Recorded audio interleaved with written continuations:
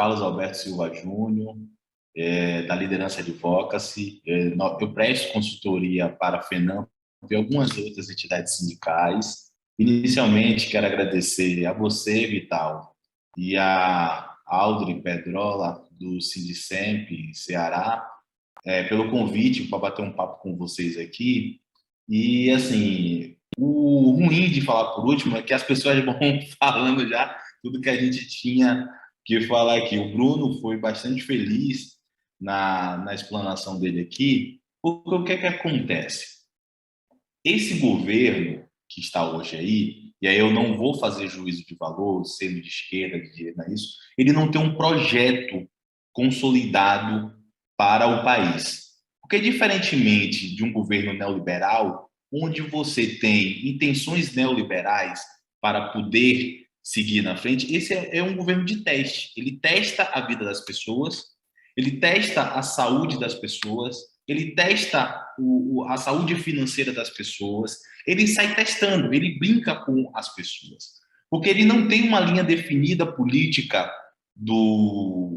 para seguir. Ele vai testando. Ele fala mal da China, aí ele fala que ninguém tem que tomar vacina, e ele não fala isso com uma experiência. Porque ele não quer tomar vacina? Porque ele birrou que não quer tomar vacina e acha que a vacina não faz bem para ele. Contra o Ministério da Saúde, contra as organizações internacionais, contra todos e todos. Ele birrou e ele fica brincando com a nossa vida.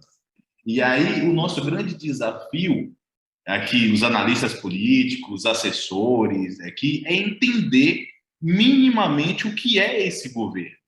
Até para a gente traçar e tentar traçar as estratégias de enfrentamento ao governo, a gente precisa saber qual é a linha desse governo. E hoje a gente não consegue entender qual é, porque não é um governo neoliberal, ele não é um governo que preza o social, ele pesa por um público específico, que é o público de servidores voltado um pouco para a polícia militar, ele preza também um pouco pelo capital especulativo, mas mesmo o capital especulativo está abandonando ele nesse barco. Aí ele se juntou com o Centrão, mas o Centrão, apesar de ser beneficiado por diversas emendas parlamentares, nunca teve tanta emenda parlamentar quanto tem esse governo. Não é à toa que o Brasil quebrou. O nosso país hoje está quebrado financeiramente. Não é porque tem o Auxílio Brasil, não é porque a inflação está alta, em que pese a inflação está alta, galopante, mas isso afeta vocês aqui do fórum, que somos servidores públicos ou somos profissionais liberais, que somos classe média ou classe pobre ascendendo à média. Mas isso afeta a gente, a inflação, mas não afeta o governo isso. O governo está afetado porque ele distribuiu recursos de uma forma deliberada para comprar, ou melhor, para cooptar parlamentares para o seu governo. Porque é um governo sem projeto, sem ideia. Ele fica testando todo dia. Ele envia uma mensagem para o Congresso, e aí, se a galera for votar, pressionar ele, achar que deve votar, vota. Se não, ele só faz a marcação política de mostrar para a base dele isso. E eu só fiz essa introdução e eu vou ser muito rápido, porque com certeza todos aqui têm essa noção. Todo mundo conhece o que é uma PEC. Eu acho que a primeira coisa que a gente precisa fazer para alinhar politicamente. Todo mundo sabe que PEC é proposta de emenda constitucional. Mas as pessoas sabem realmente o que é uma PEC? Como é que ela tramita uma PEC? Certo? Todo mundo sabe disso. A gente precisa primeiro se assenhorar disso. Eu não vou tratar desse ponto e depois eu vou pedir para a Audrey disponibilizar um documento que a FENAMP, junto com a gente, fez, explicando, basicamente, como foi a tramitação da PEC 32. Eu não vou tomar o tempo aqui de ninguém, mas depois a gente vai ver lá. Mas é importante a gente entender que, apesar desse governo não ter uma linha definida, a pressão feita pelas entidades sindicais, e isso a gente precisa registrar, precisa louvar e precisa continuar, foi a pressão de 1/3 do ano no Congresso Nacional e nas bases dos deputados. Em um ano, gente, a gente passou 1/3 dele, que são basicamente 4 meses ou 16 semanas, se mobilizando. Isso é um desafio que é um desafio que, num momento do enfraquecimento sindical com a questão da reforma trabalhista, as entidades sindicais conseguirem recursos para se manter durante o ano de 2021, mobilizando em um terço desse ano, isso é maravilhoso, isso é necessário. Foi com isso que nós conseguimos, inclusive, barrar a PEC 32. Foi a mistura da comunicação, certo? Que mandar e-mail para ele, constranger os deputados nas redes sociais, a recepção do aeroporto, ele saindo da base dele para cá, quando chegava aqui tinha pitaço, tinha bandeiraço, tinha gente reclamando, cobrando ele, se voltar não volta.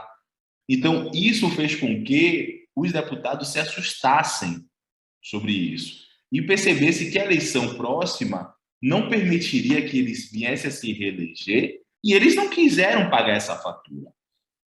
Como não pagaram, botaram isso na comissão e para vocês perceberem o nível de desespero do governo, que tem maioria fluida dentro do Congresso Nacional, foi tão grande que os parlamentares do Partido Novo são 8. 7 estavam dentro da comissão. Eles têm direito a um deputado. Mas como eles são neoliberais, são o paladino do serviço público, que o serviço público não presta, eles pregam disso, que tem muito servidor que não presta, precisa moralizar o serviço público, eles têm esse discurso, eles foram em bloco para a comissão para votar, e os deputados estavam se retirando dentro dessa comissão, porque não queriam assumir o ônus de votar contra o servidor. Haja vista a pressão que foi feita pelos servidores públicos que estavam aqui, que abordavam os deputados do gabinete, que iam, mesmo em época de Covid, as entidades sindicais conseguiram o acesso na Câmara, que estava super restrito. Então, mobilização houve, e foi isso que fez que essa agenda não prosperasse dentro do governo. Irá votar essa PEC esse ano, até outubro? Improvável. Essa é a palavra, improvável. Mas a gente pode descansar e ficar em paz? Não, não podemos. A gente tem que ficar no estado de alerta, sempre em alerta, porque da forma que esse governo está, e ele não tem um projeto político, de um dia para o outro ele pode querer votar. E ele pode fazer isso. É provável que ele vote depois das eleições? Eu entendo que não.